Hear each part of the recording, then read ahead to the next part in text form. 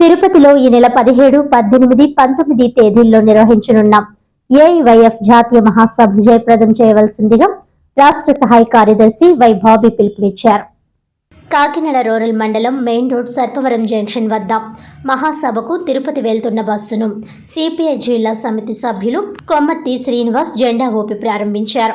ఈ సందర్భంగా బాబీ మాట్లాడుతూ కేంద్రం 2 కోట్ల ఉద్యోగాలు, రాష్ట్రం 2.36 కోట్ల ఉద్యోగాలు అందిస్తానని చెప్పి నిరుద్యోగ యువతను మోసం చేసిందని అన్నారు.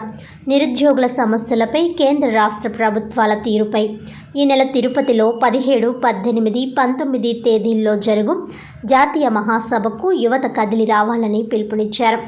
ఈరోజు తిరుపతికి బస్సు ఏర్పాటు చేయడం జరిగిందని, యూత్ అంతా అక్కడకు చేరుకోవడం జరుగుతుందని, ప్రతి 5 సంవత్సరాలకు ఒకసారి జరిగే ఈ జాతీయ మహాసభను జయప్రదం చేయాలని కోరారు. ఈ కార్యక్రమంలో యువతీ యువకులు భారీగా పాల్గొన్నారు. నా పేరు వై బాబీ, అఖిల భారత యువజన సమైక్య ఏవైఎఫ్ రాష్ట్ర సహాయ కార్యదర్శిగా పనిచేస్తూ ఉన్నాను.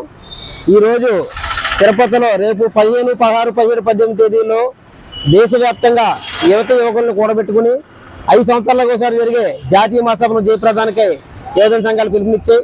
అందులో భాగంగానే ఏవైఎఫ్ ఈరోజు జరుగుతున్న కేంద్ర రాష్ట్ర ప్రభుత్వాలు 2,36,000 ఉద్యోగాలు ఇస్తారని రాష్ట్ర ప్రభుత్వం, ప్రతి సంవత్సరం కూడా 2 కోట్ల ఉద్యోగాలు ఇస్తారు కేంద్ర ప్రభుత్వం చెప్పి ఇప్పుడు వచ్చి 12 సంవత్సరాలు అయినా సరే ఉన్న ఉద్యోగాలు పోయే తప్ప ఏ ఉద్యోగం రాలేదు. దానికోసం దేశ నలుమూల నుంచి యువత యువకులను పోగబెట్టుకుని పెద్ద ఎత్తున ఉద్యమం చేసి ఈ మహాసభ ద్వారా కార్యాచరణ సిద్ధం చేసి పెద్ద ఎత్తున ఉద్యమిస్తామని తెలియజేస్తున్నాం. ఈ జాతీయ మహాసభలో ప్రతి ఒక్కరూ యువత యువకులు కూడా జయప్రదం చేయాలని పిలుపునిస్తున్నాం.